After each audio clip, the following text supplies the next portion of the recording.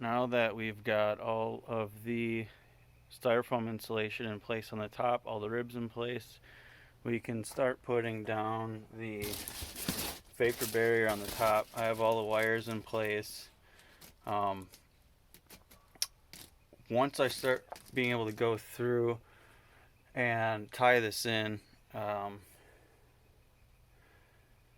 be able to cut the holes where the wires need to come through, and I'll just move from back to front, and I'll be using air stapler 3/8 inch staples for this to tap into this, just to hold it in place while I move down the line. You can obviously use hand stapler, but I've got this, so it makes it much easier. So we're gonna overlap a little bit on the edge coming down, because then I'll be able to tie the sides in with the vapor barrier there. So I want to make sure I have adequate overlap coming down on there, and I'll be tapping into these with the staples as well to hold that down in place, and make sure I try to keep as straight as line as possible as I go down, so it's much easier to lay down the following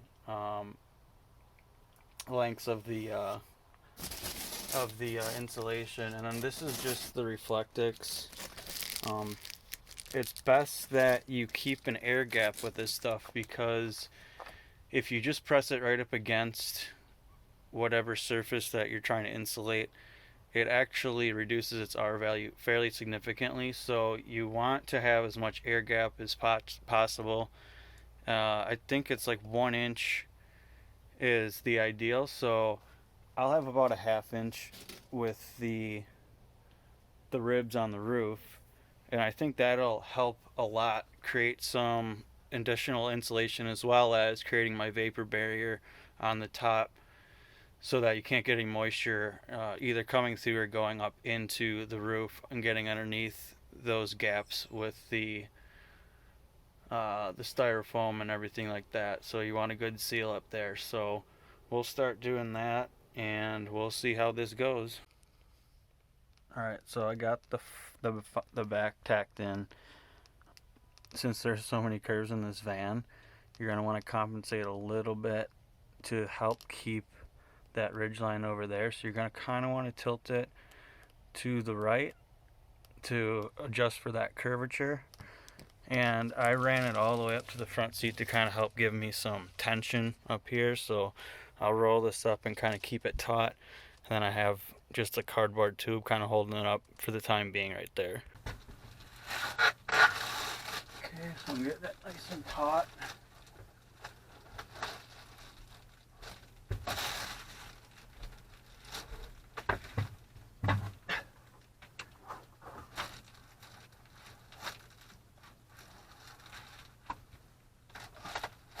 Kind of finding where my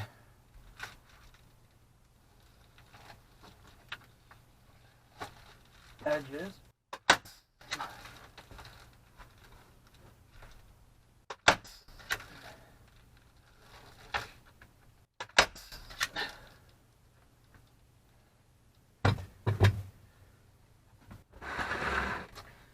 So far, so good. I'll kind of keep moving this back to give me support. Ideally, you would do it with 2 people. But that's okay.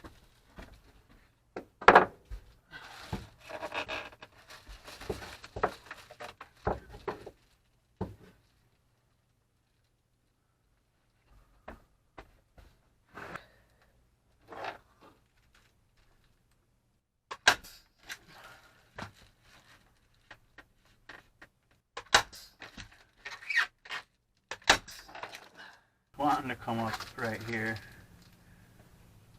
So that tells me it's on an angle, but I think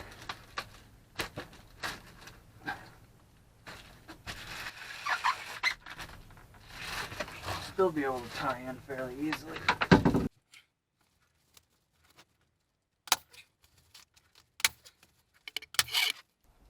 Now the fun one. Fucking 3/4 inch to hit into.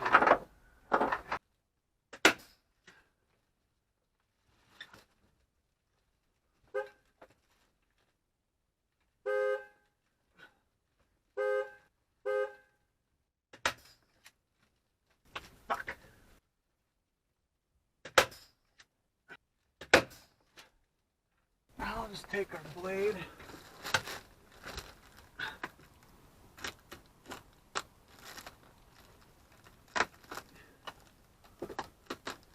Hit right in that gap.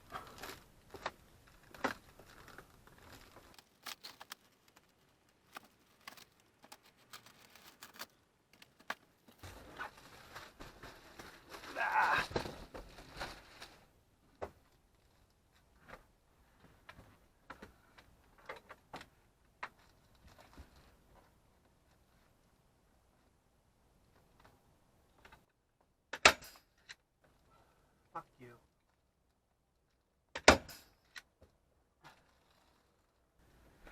Alright, well there's the first one done. And you'll want to cut out around your fan.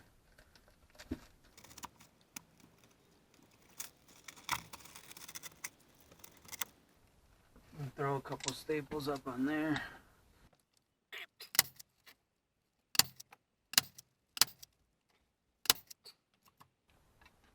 Okay, on to the next one.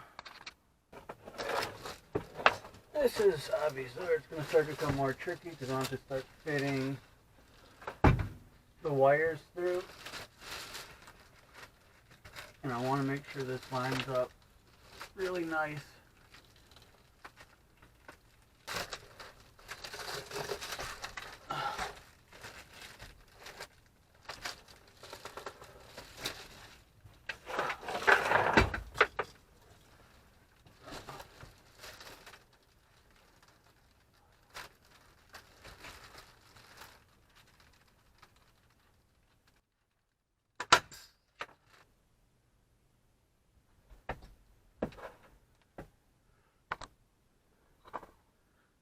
Okay, trying to just get this lined up so I can get these front ones in quick.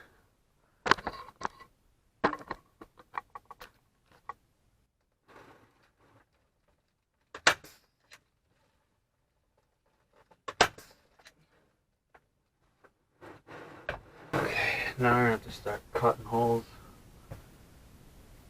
feed stuff through. So as you can see, this light cord is going to come through. I'm just going to pop an X in it.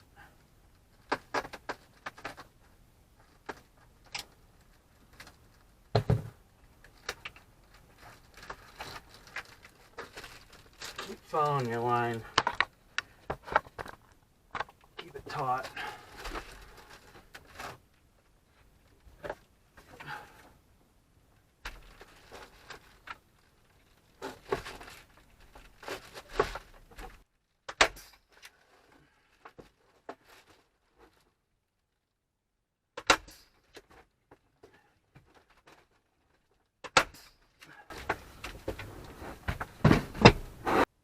And repeat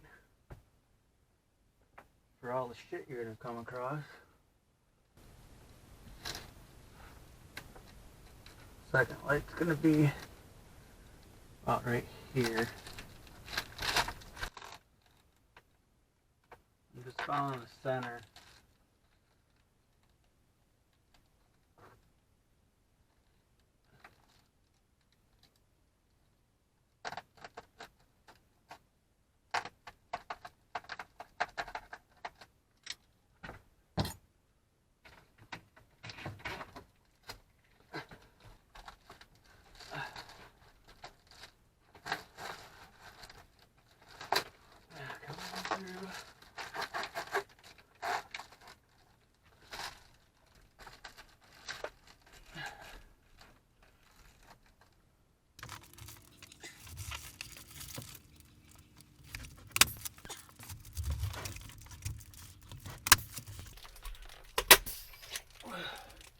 Make sure you run out of staples at the most inopportune time too.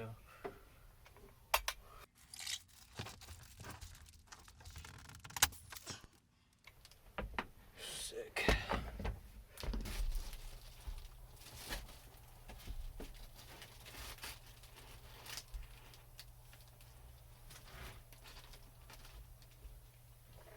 Little measuring every once in a while won't hurt you.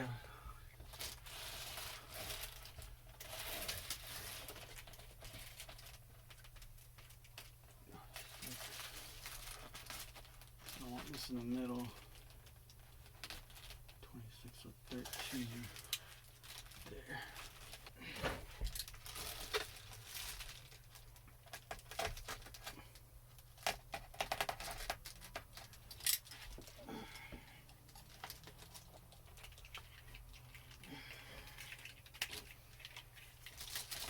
Third light for the middle.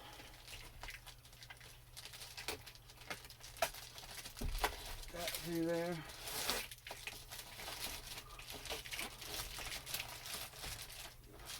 Tidy.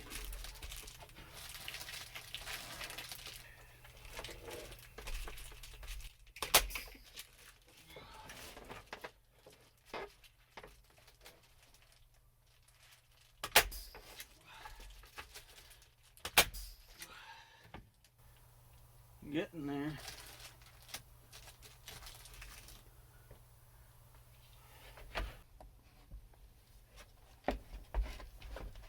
I'm gonna cut this fan out preemptively because I'm gonna have to leave this loose so I can actually connect the wiring for the fan, because there's a sleeve that's gonna fit up in here and I need to still drill the hole in that to fit the wiring through.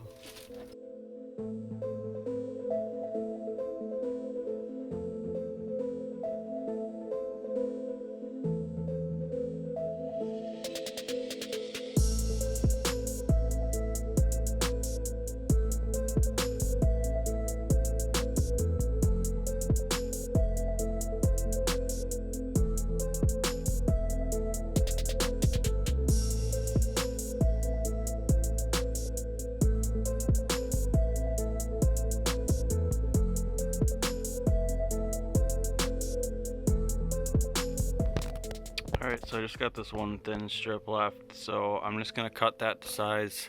It's about 135 inches by 7. So I've got that lined up on the table with my guide. Just cut that down, move it up, and then get the piece that I need. I'm going to cut it a little long to make sure that I've got the length that I need, and then I can just trim it off at the front.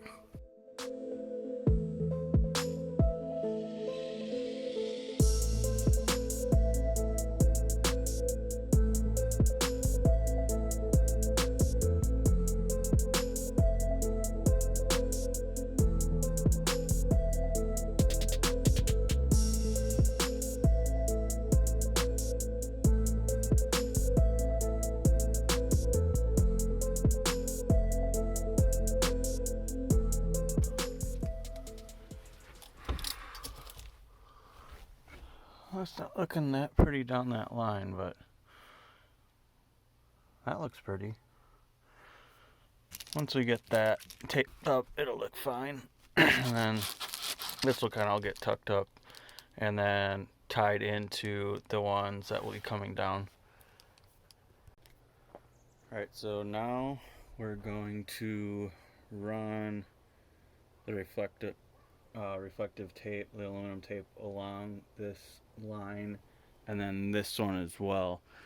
I have to wait to do the fan just because I need to wire up that fan still, and I need that little section open to kind of reach in there and work around. So I'll wait on that for now, but get everything else taped up. I found this aluminum tape on Amazon. I'll post the link in the description. However, you can find it at most big box stores. It'll be in the ducting section typically. And what you can use this for is tying in all loose ends. You're going to want to move slowly with this because it is finicky and it can get stuck on itself very easily. If you start running down a little bit off of your line, just cut it and restart from that point and move on. Since you want to keep it as straight and as taut as possible, it's important that you cut it at the certain points when you start getting offline.